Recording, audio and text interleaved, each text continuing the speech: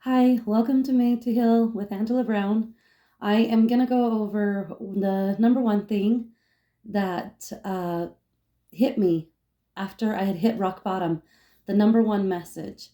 So I had hit rock bottom and I didn't know what to do. I pretty much said, God, you're going to have to show me how to be happy. You're going to have to show me what I'm missing in life because I'm missing the mark. I've dealt with depression and suicidal thoughts for 30 plus years. I haven't had self love. I have not felt worthy to connect with you. And literally, I just had that conversation with God. And it wasn't too long after I'd hit rock bottom that I listened to a message and it hit me at the very core. It literally hit me to the very core to where I sobbed like a baby. I sobbed like a baby because I knew I was in the wrong.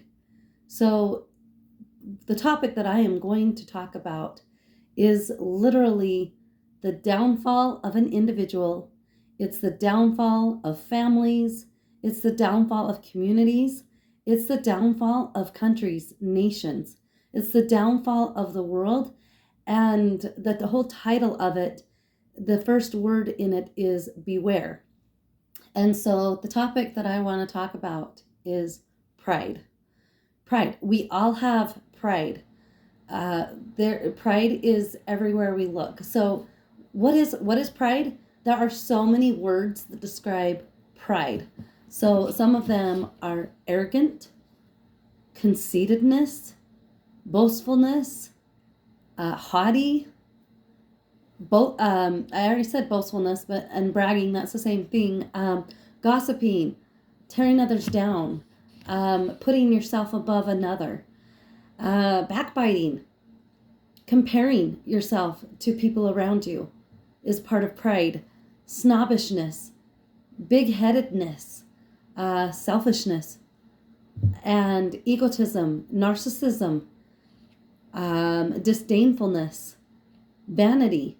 Those are just some of the ones that I took the time to write down. And boy, if we don't have that all the time as individuals, and to know that, so the message that I listened to was beware of pride. Pride is everywhere. We need to beware. So beware is all the time. Pride sneaks in all the time, especially the disdainfulness. When we're not liking what we're seeing, we're kind of disgusted, we're bothered, I can't tell you how many times still that I look at things and I just shake my head. And that's when I got to remind myself, oh, you're letting pride creep in, and it's time to let go of the pride. So pride is everywhere, and it is something that has to constantly be worked on as individuals.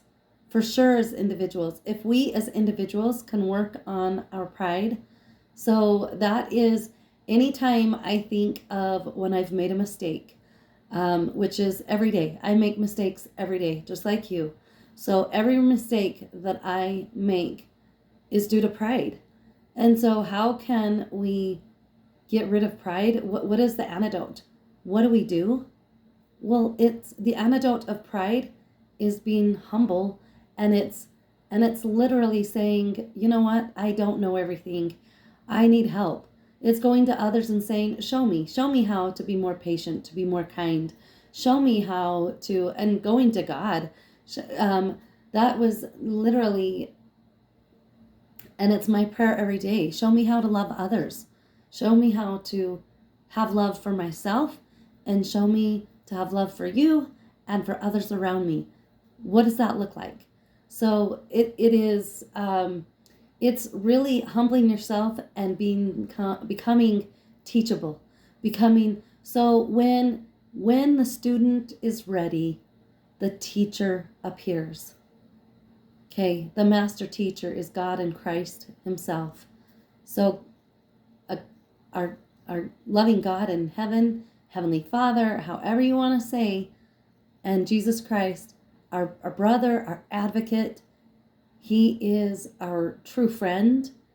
They are going to show us how to get there. They are the master teachers of anything we want to learn in this life. They are the ones that we can rely on every single time, and they're not going to leave you. They're not going to leave us. And so they are the master teachers, and it is us that have to be ready. When the student is ready, we are the students, okay? We're not the master, we're not the teachers. We are always in student mode. I don't care what degree you have behind your name. I don't care how smart or how unsmart or unintelligent you think you are. It doesn't matter where you find yourself on the spectrum. We all have learning to do. My motto is like, if you're not learning something new every day, what is the point of being here? We are supposed to learn and grow. And so, honestly, that being a student, what the best student, imagine in your mind the best student in a classroom setting. They're going to be prepared, right? They're going to come with paper and a pencil or pen to take notes. They are there. They're not sitting on the back row, goofing off, kicking their legs up, and just not taking life seriously. They are on the front row, paying attention and listening and watching and really, you know, getting their senses into it and really wanting to connect with that teacher, right? And they want to get the most out of that class. And so they are there, front and center, wanting that eye to eye connection with the teacher. Like they want to learn it all because they're excited to be there, right? That is the top student, right? We want to be the top student. We want to be the student that's eager, happy to learn, and excited. God needs excited people. He needs us to get excited about showing up to life every day. He doesn't want us to have disdain in our mouth for whatever is going on in our day. He wants us to have gratitude and love and not asking questions of why, but what? What can I learn from this? What am I to get from this? What can I do from here on forward since this has happened to me? Whatever it is, we all have trials and we all have hard things hit us. And it's so important as that student that we become humble and we're submissive. So the teacher does not appear until the student is ready. What does that mean? The teacher does not appear until the student is ready. Well, I'll tell you what, the teacher is always there. The teacher shows up and is dedicated and has a love for the students like we can't even imagine. God has this love. Again, I'm going to repeat this quote by Patrick Kieran that I just heard recently. And God is in relentless pursuit of you. He's in relentless pursuit of us. He loves us so much. And so he is always there. But because he has this beautiful gift called agency, he doesn't force anybody to come to him. He's not going to drag you kicking and screaming, right? Because it's just something you're not wanting to learn, right? He wants us to be ready. He wants us to want it. And unfortunately, a lot of the times it takes a humbling experience, hitting rock bottom.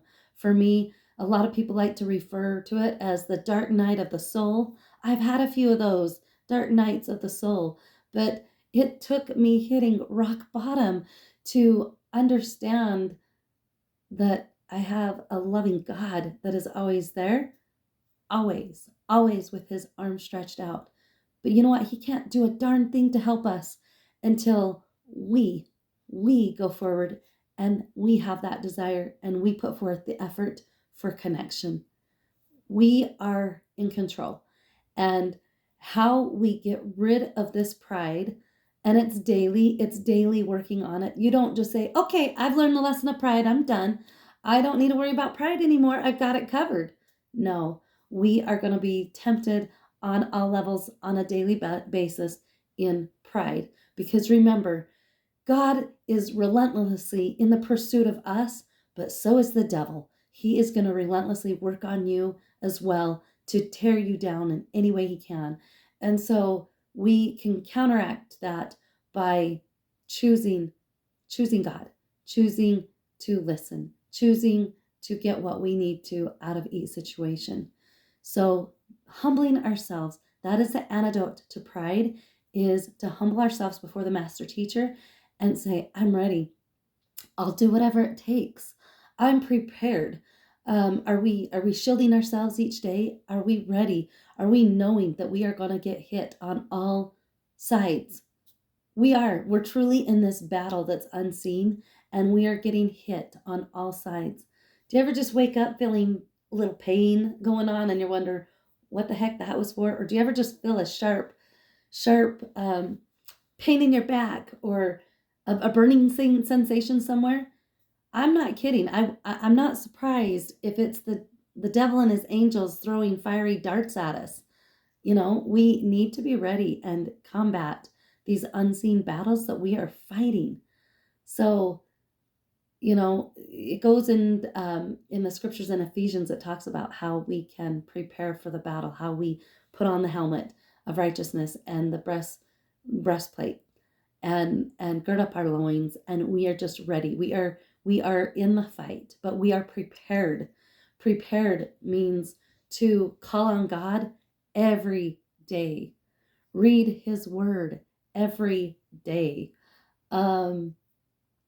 Just trying to spread his love, having that connection and a one-on-one personal connection and a conversation with God all the time. We are told in the scriptures to pray unceasingly. That means without stopping. So you know what? We can have a prayer in our heart all day long. It's when we do this is how we can get rid of pride.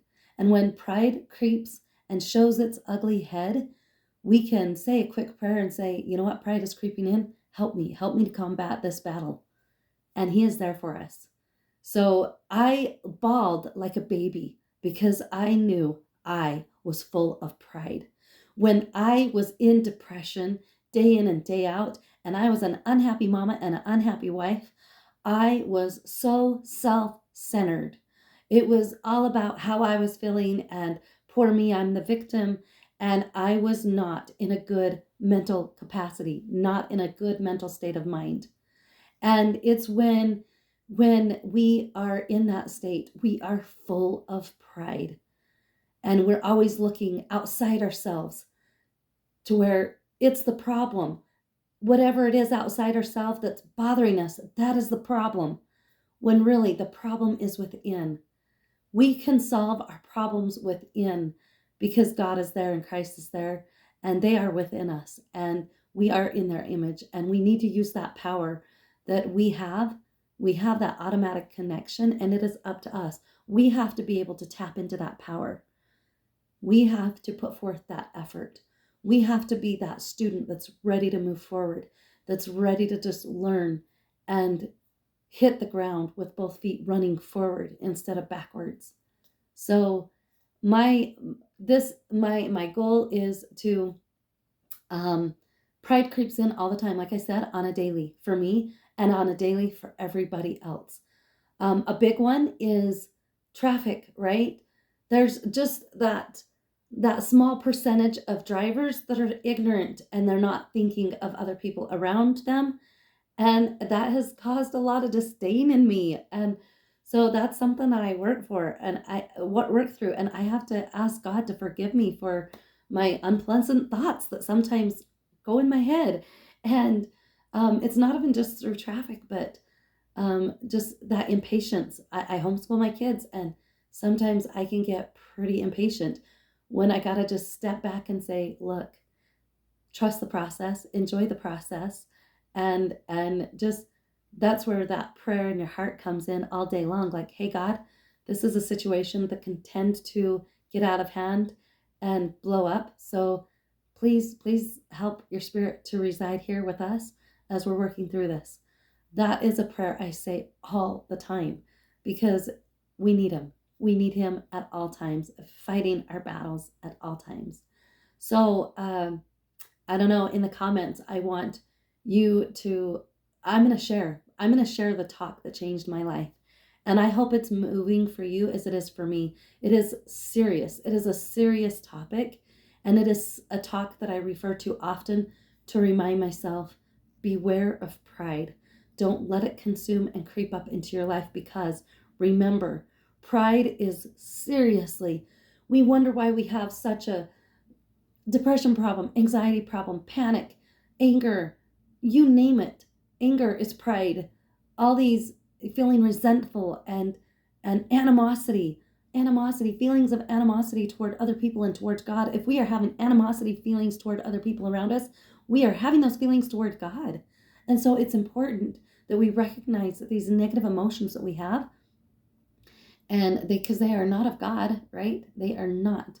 They're not of God. They're opposite to what God is. God is love.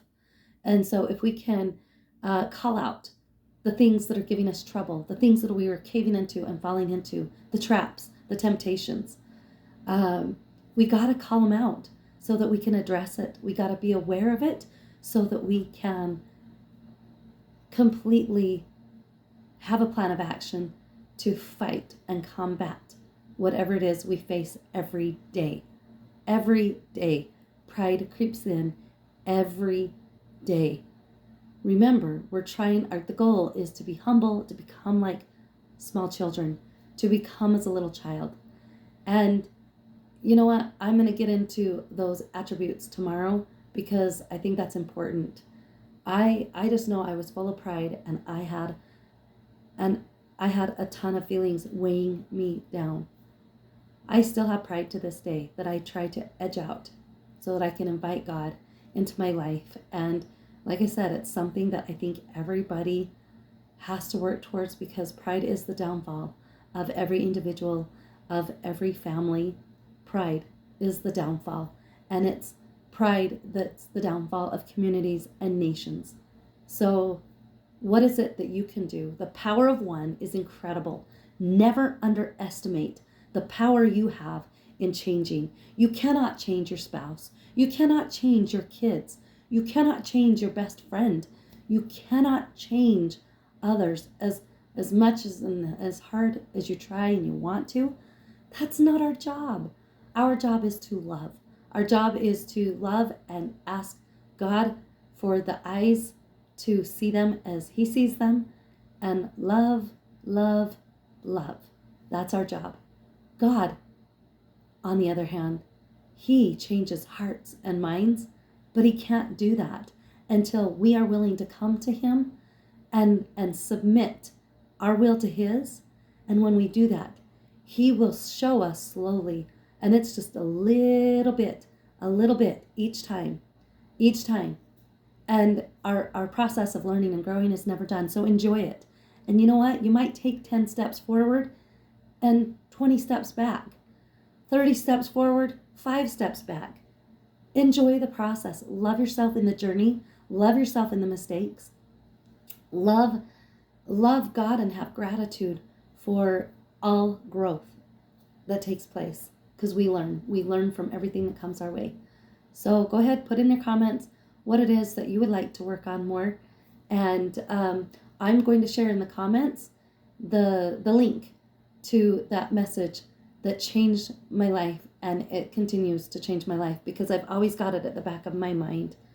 Wow, I'm full of pride today. I need to go ask for forgiveness. So that's exactly what we can do to combat pride, is to humble ourselves and be willing to admit to our mistakes, and to just really having that desire to do better the next day. Do better. We can all do better. So God bless. Until next time, please like and subscribe to my channel, share it with others, and God bless. Bye.